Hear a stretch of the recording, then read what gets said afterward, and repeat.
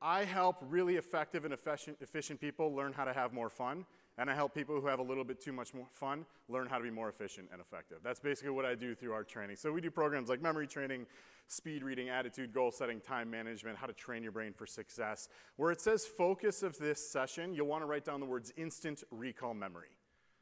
Instant recall memory. Super fun topic. It's right underneath speaker's name where it says focus of this session. Okay, that's fine. So here's what an instant recall memory, what this is going to do. I was actually, before I did that, I was invited to spend, like I said, somewhere between an hour and 4, depending on how well you guys pick this up. I'm kidding, we're going to be here like an hour. Don't worry about it, don't worry about it. Help show you how you can increase your success in every single thing that you do by improving your memory. Okay, because if you think back on it, really think back on your life, on your career, you're going to know that it's this mental factor that's played a huge role in all your success and probably some of the failure that you've ever had. It comes down to what you can recall and when you can recall it. The good news is that whatever you want to be better at remembering. I know a lot of people, they talk about, I want to be better at remembering names.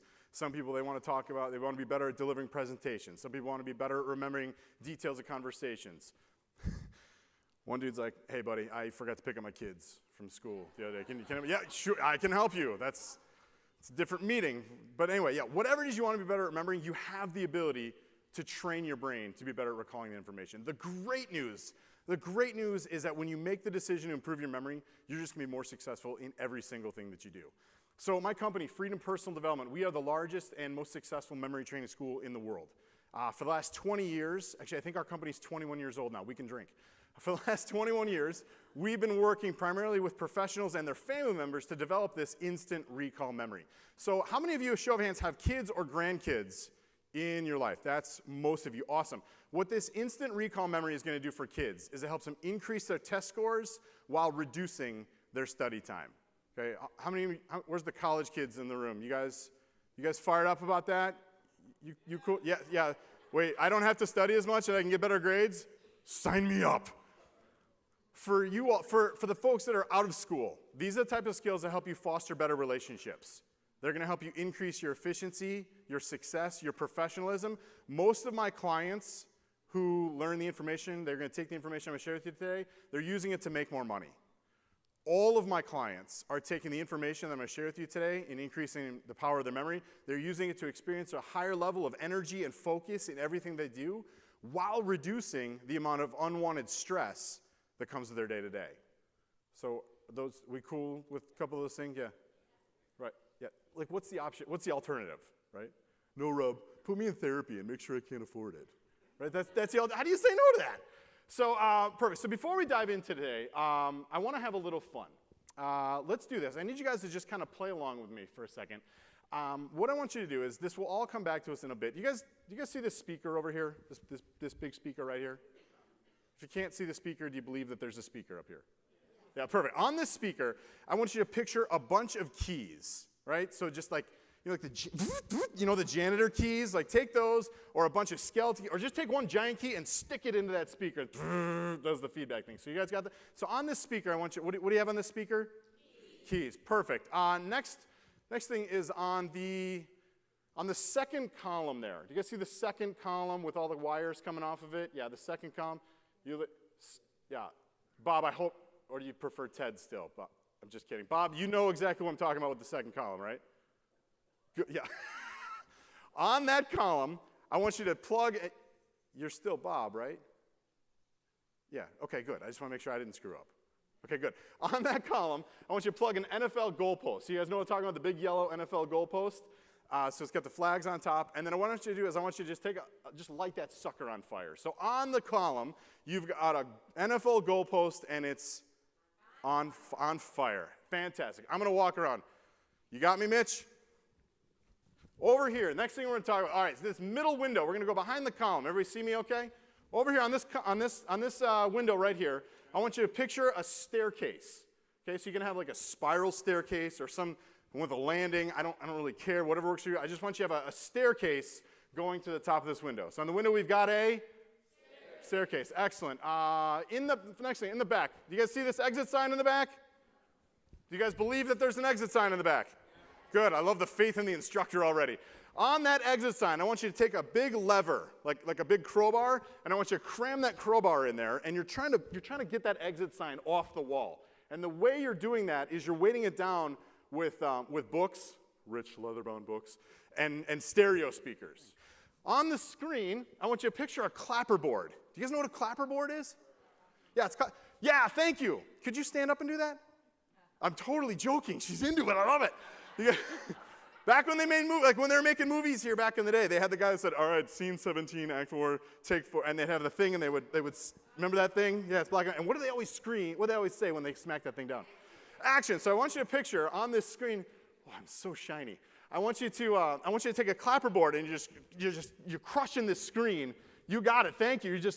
And every time you're doing it, you're going action, action, action, action, action. So you guys got that? That's what's going on the screen. Is anybody writing this down? No, good. It's a memory training. All right.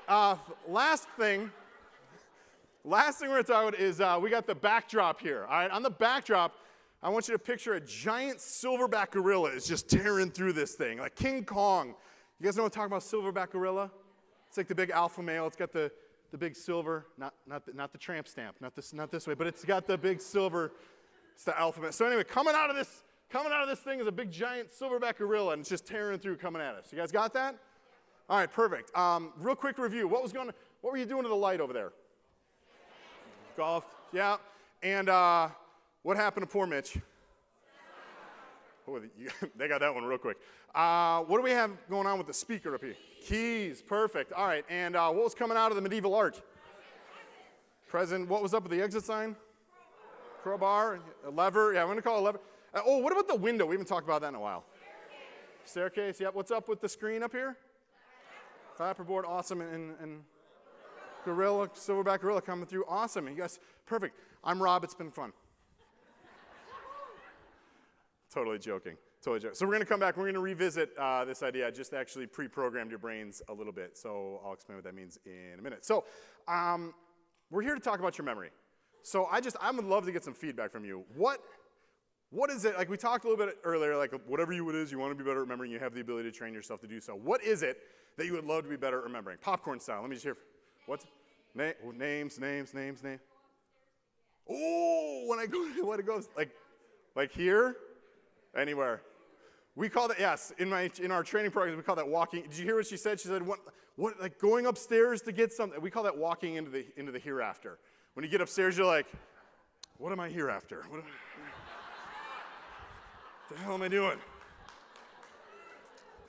And you always go back. You go back like, I thought about it here. It's going to come back to me right here.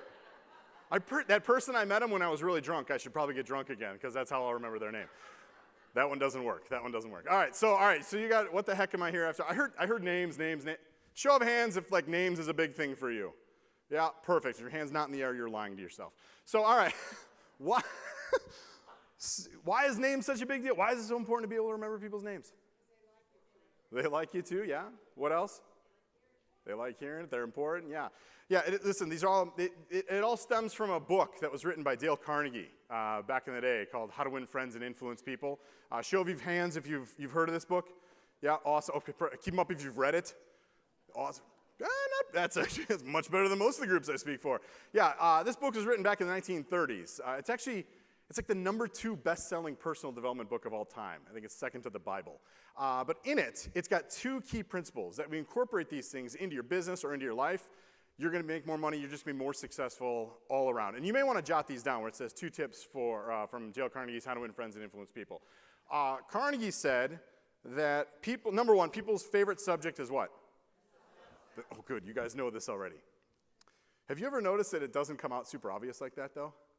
Like when you meet people, they're not like, oh, hey, I'm Rob. It's Saturday. Let's talk about me. That conversation rarely happens, but you pick up on it. You pick up on these things in conversations. People want to talk about their families. They want to talk about their hobbies, their passions, the sports they like to do. They want to talk about their grandkids. Listen, when you guys get back from the island, you know that people would way rather talk about their vacation than hear about yours, right? You guys know that? Yeah. Carnegie went on to say that the more that information you can take and remember about someone, the higher the likelihood that they're going to like you, trust you, and want to do business with you. Johnny ever felt that to be true? Yeah, only every single time. Absolutely. The more you can remember about someone, the higher the likelihood that they're going to trust you, and fundamentally want to do business with you. The second thing that Carnegie said is that the number one people want you to remember about them, you call it the sweetest sound in the world, is what? Number one thing people want you to remember is their name. Yeah, it's their name. Again, he called it the sweetest sound in the world. And now we probably know this already, and based on the feedback I got already, how many of you have done the thing where you met, and by the way, we're in a safe place with friends, so you can totally own up to this one today. How many of you have ever done the thing where you met someone for the very first time? Either a business setting or a social setting. You walk up to the person, you got their name, you shook their hand, and then like literally no sooner than a handshake breaks, is that name gone, vanished in there. Who's at this one? Come on, I get 2 hands and a foot out of some people. Yeah, it's embarrassing. Dave, literally, you're like, yes. We were talking about, I had to teach you how to remember your own name last night. This is hilarious. Yeah, it's embarrassing. One of the things that we do through our bigger programs is we teach 6 steps on how to remember people's names. I don't like to talk about problems without giving solutions, so I'm going to share with you guys a couple of quick, the first 2 tips I'm going to share with you today. We call these memory amplifiers. These are things that if you only focus on doing these 2 things, I can virtually guarantee you're going to clear up at least 85% of that figuring their name 5 seconds after you meet them from ever happening again. Yeah, you'll want to write these down, and then some of you are like white-knuckling the pen. You're like, give me the goods now. The first thing you need to do, can we put this up? Yeah, thank you. The first thing you do when you meet someone for the very first time, slow down and listen. Write that one down. Slow down and listen. Seems really simplistic, right? This guy came all the way from Chicago to tell me to slow down and listen. But think about it for a second. When you're meeting someone for the very first time, what's going on in your head? What are you thinking about? Yeah, people's favorite thing to talk about is what? Themselves. Yeah, you're sizing up, you're having the whole conversation with them. It's because, watch it, it's because people's brains, your brain thinks 7 times faster than other people can speak. What that means is right now, you're all listening to me. You're paying attention, you're taking notes. I know that you're all having at least 4 to 5 other conversations with yourself right now. Is it rude to get up and go pee? I should have got more coffee. Ooh, there's lemonade. Did you see there's pretzels? This guy looks great in gray. Is he really going to be for 45 more minutes? Who's got this right now? I know. I'm not just a memory training expert, I'm a mind reader. So yeah, it's the thing, your brain is designed to multitask. When you're multitasking, you're not forgetting that person's name 5 seconds after you met him. You never heard it to begin with. You walk up to the person, you had the whole conversation with them. By the time they open their mouth, it went in one ear right out there. You're like, what just happened? Listen, because of what I do, listen, you forget someone's name 5 seconds after you meet them, it doesn't mean you have a bad memory. It means you're a horrible listener. No, because of what I do, you can imagine, with some of you we've had some fun conversations. Like I have really interesting conversations with people because of what I do. And they usually go down 1 of 2 paths. Like some people are like, memory guy, huh? Oh man, my memory sucks. Dude, I can't remember names and faces or what the heck I walked into the room for. I forgot to pick kids up from school. Like, my memory sucks. Or I get the opposite. Like, memory guy, huh? Yeah, I went to Carnegie. Yeah, I got a good memory, man. I don't know what it is. I'm good at remembering stuff. I remember my buddies from high school and the second wives' names and the kind of car they drive. I'm good at remembering stuff. And the thing you guys need to understand is that your memory isn't good or bad. Your memory is trained or it's untrained.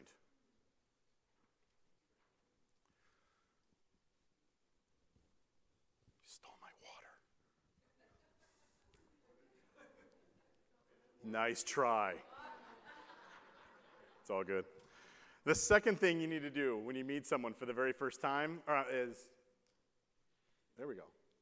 Second thing you do is you need to repeat the person's name. Thank you so much. Was this yours? It was fantastic. 2 fingers, scotch. Repeat the person's, now you guys are right. Repeat the person's name back to them. Repeat the person's name back to them. 2 to 3 times in the first 30 seconds has been proven to be most effective. That being said, I'm confident that you all have worked with enough people to understand there's that fine line between effective and creepy. You know what I'm talking about? So here, let's just do it. Here, we'll role play a little bit. We'll kind of, you want to play in my sandbox for a second? Yeah. All right, cool. I'm Rob. You are? I'm Jan. Jan. Hey, Jan. Yeah, you're still Jan. What's up, Jan? Jan. Which one is that? You're an amazing ventriloquist. I'm talking to you and the voice is over there. You thought, do you want to hang? I feel like Jan and I are partying all night. It's 2 drink minimum, Jan. I'd tell you not to forget to tip your waitress, but you can't do that here. So anyway, most people said, who said creepy? All right, so wait, let's do this, Jan. Let's back up. Let's say that we were in room 240. Am I allowed to say the room number for the party? Because I don't know, everybody's not invited. So let's say we're at a social setting, cocktail hour, and I come up to you and we've never met. And I'm like, Jan. And like, how long are we gonna hang out if I do that? Well, depends on what you offer. She won't let go.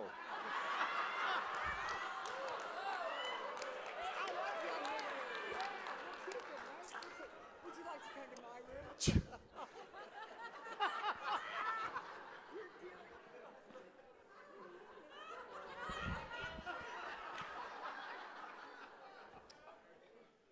Okay, good. I do look as red on screen as I feel right now. Jan, you sultry vixen. You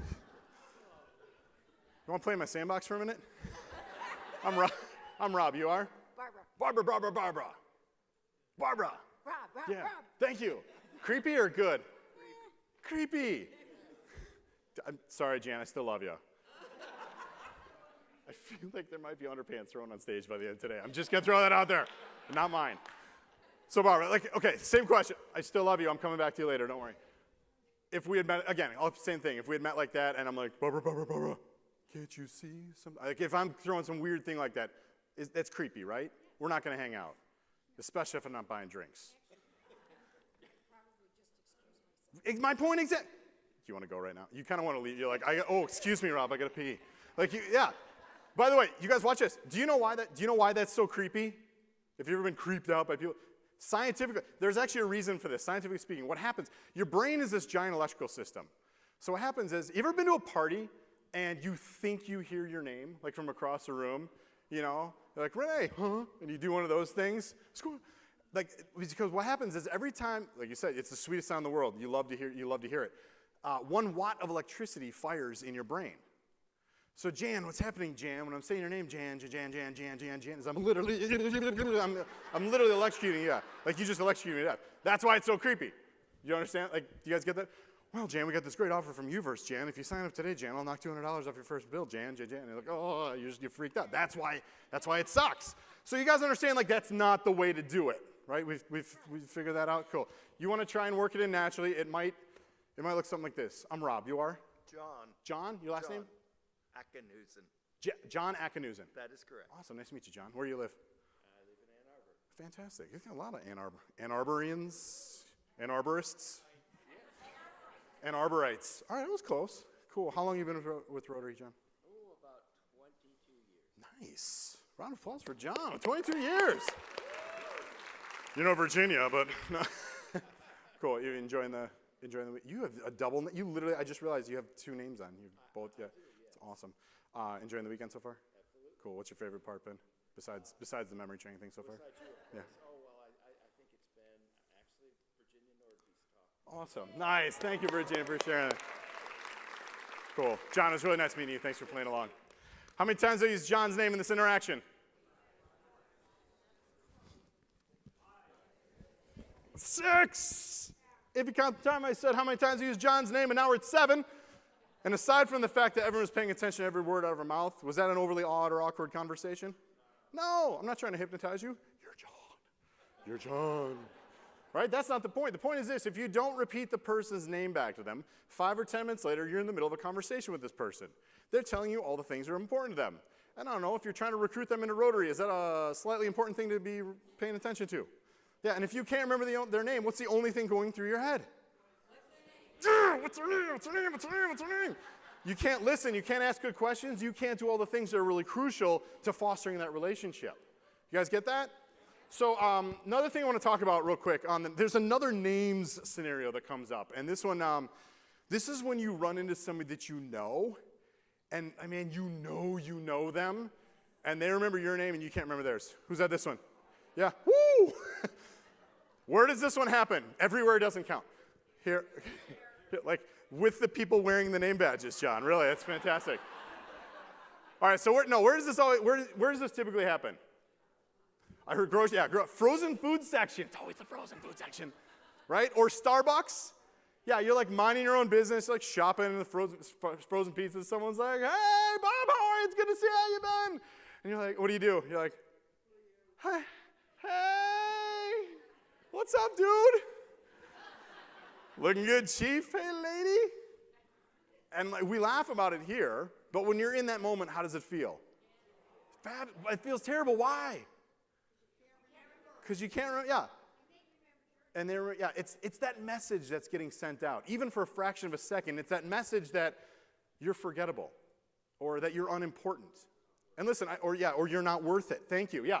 And listen, you run into somebody that you haven't seen in 6 months in the frozen pizza section of the grocery store, you can't remember that. It doesn't mean that they're unimportant, but that message gets sent out regardless. And when it comes to the idea of fostering the relationships, for those of you that are still in business, like, Scott, I don't want you to have to like hide behind the mayonnaise because you can't remember somebody's name at the grocery store. You know what I mean? Like you can't do the things you need to do to build your business. You guys get that?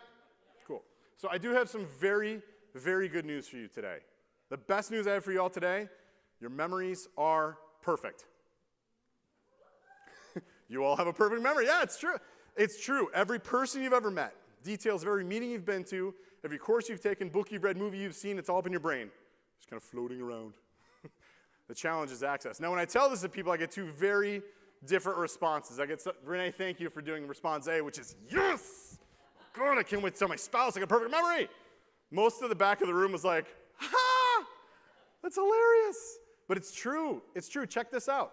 A couple different ways you can prove this. Go back to the grocery store thing. Like you struggle, you get through the conversation, and an hour later, you're driving on the road, your mind's free and clear, and what happens? Yeah, you ever done the 2 o'clock in the morning thing? You're like, it's Joe. Like, you cannot call him. Dude, do not call him at 2 o'clock in the morning to tell him, hey, man, I know you, you're Joe. Right? You can't chase him out of the grocery store. Hey, wait. Right? They're unimpressed. They already know it. This happens to kids in school. Kids get labeled bad test takers all the time. They do their homework. They prepare for their test. You know, they study, but then they sit on the test. Does this happen to any of you guys, gals? You sit on the take the test, and you blank. But then that night, you're talking to the kids or grandkids about it at dinner, and what happens? They're rattling it all off like they knew it. Yeah, they didn't forget it. They just didn't have it when they needed it. This one's most people's favorite. Who's had that perfect answer to a question or an objection 10 minutes after the meeting ended? You hung up the phone, you're like, oh, no. You knew it. You didn't forget it. You couldn't access it when you needed it. That's why the idea of an instant recall memory is so appealing to people.